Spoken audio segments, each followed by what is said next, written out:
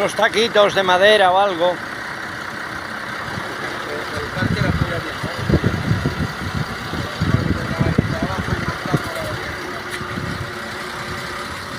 Tú grabas, que no importa. Está el punto rojo, ¿verdad? Está grabando, ¿no? Sí.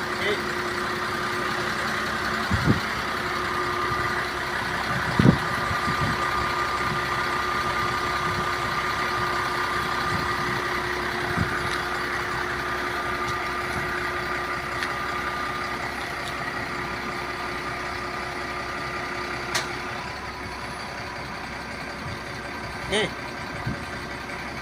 Como el mío, más o menos, de bulto. Estos son Para que se vea más... 150 kilos, por ahí. 150 kilos. Sí, más o menos.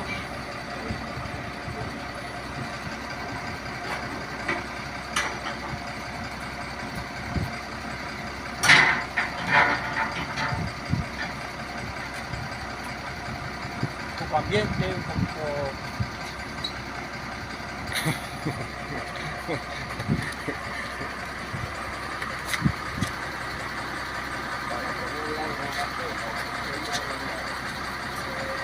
algo abajo, cartón. Y yo soy malo para esto.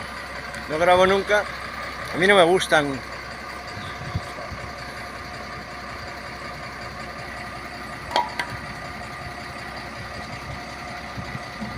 Mira, a ver.